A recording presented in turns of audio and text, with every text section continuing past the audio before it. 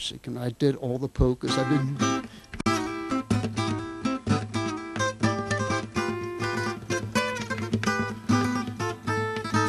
did.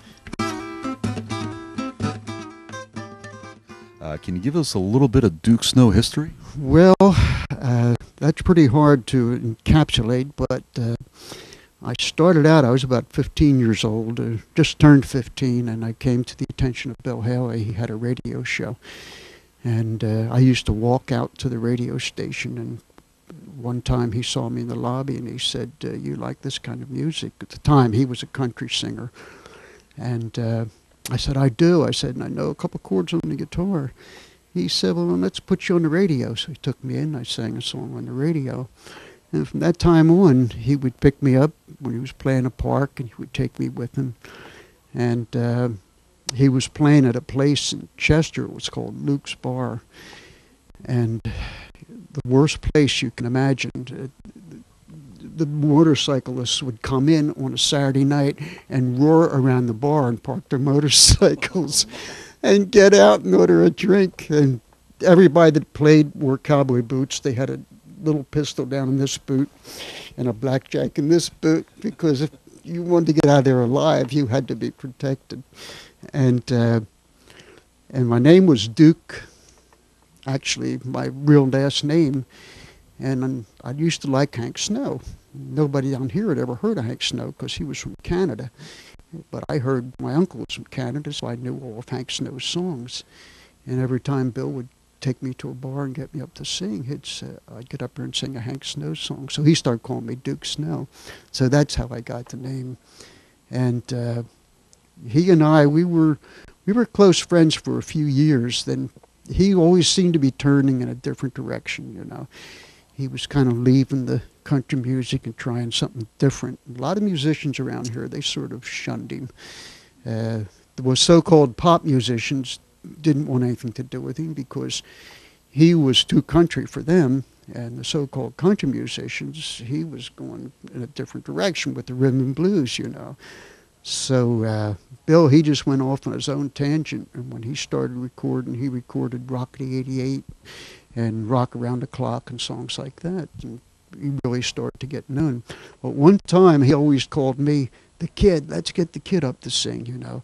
And then Elvis Presley went to a few Bill's shows over in Germany when he was in the Army and so forth. And Bill started calling Elvis Presley the kid. So Elvis Presley kind of took my place, you know, as the kid. And Bill said, you're not the kid anymore. Elvis is not. I said, well, that's fine, you know. I said, I don't mean to be replaced by Elvis Presley. We know, Duke, Rock Around the Clock was actually one of the first rock and roll tunes, even though the term rock and roll was dubbed in Cincinnati. But rock and roll was actually developed in this area, and a lot of people don't realize that. The book that right here tells you the origin and the history of the beginning of rock and roll, the book on Bill Haley. John Von Hoyle and Bill Haley's son Jack, they co-authored this book, and they had this big box of pictures that neither one of them had any idea who these people were in the pictures from the 40s and the 50s, and so they heard about me. And then when John Von Hoyle came and he said, can you identify some people in these pictures? So we sat down for hours and looked through the pictures. I said, this is that person, that's that.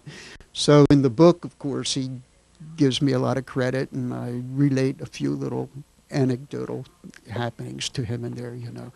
And Sound and Glory. Actually, they were going to do a movie on it. And as far as I know, it's still in the works. Let me ask you something. Is there anything you could tell the viewers out there about Bill Haley that hasn't been written? Come on.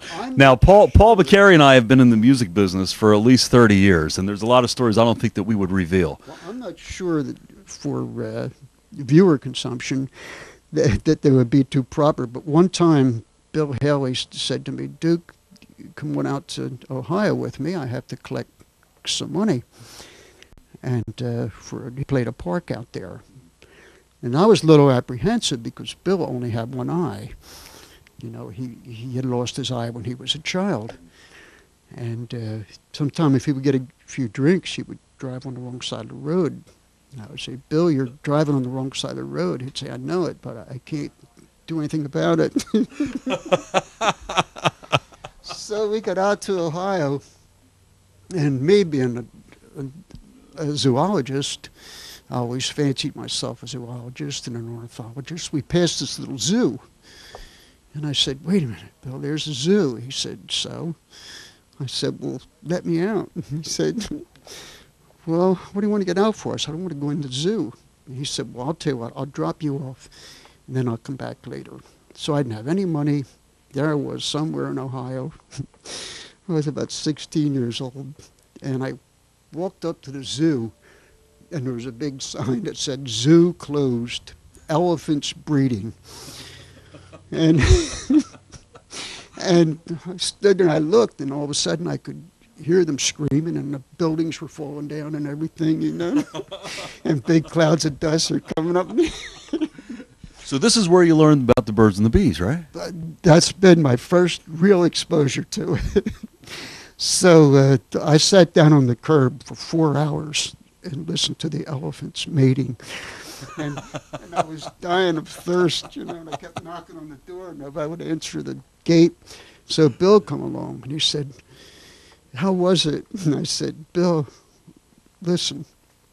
So Bill, he got out of the car, and he listened, and he said, you know something? He said, it makes me homesick. I said, why? He said, because it sounds like Luke's bar on a Saturday night. Is that right? Truth, yeah. So a few years later, I was in Philadelphia, and I was appearing at a club, and there was a young comedian that was just coming up, and his name was Paul Lynn, and no one had ever heard of Paul Lynn. So in between our shows, we were sitting at the table, and I was talking to him, and he was telling stories, and I was telling stories, and I said, did you ever hear of Bill Haley's? Oh, that rock and roll guy. I said, yeah, that's him. And I was telling him that story, and he just rolling on the floor laughing.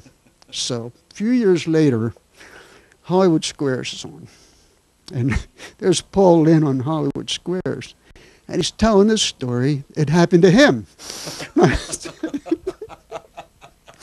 He stole your material, huh? And he said, and the buildings are falling down, the dust is coming off. I said, well, wait a minute.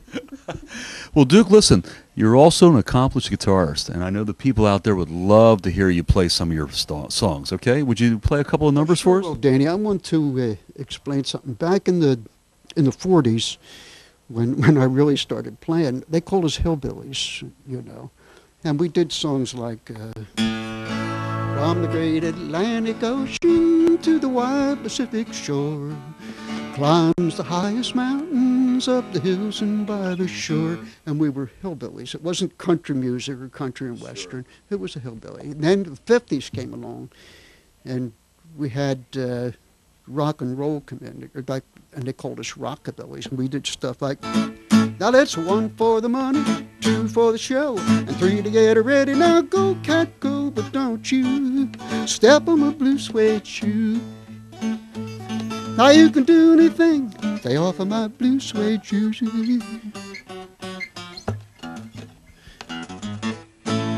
And that sort of thing, you know. I know Paul's in his glory. You're playing Paul's kind of music. Well, we used to play that stuff like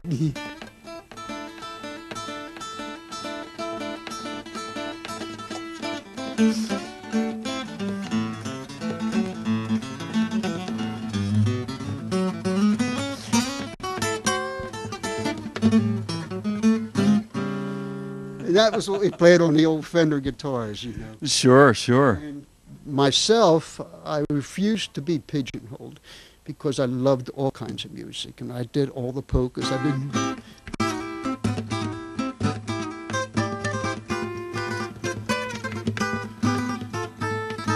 I did the polkas, and I did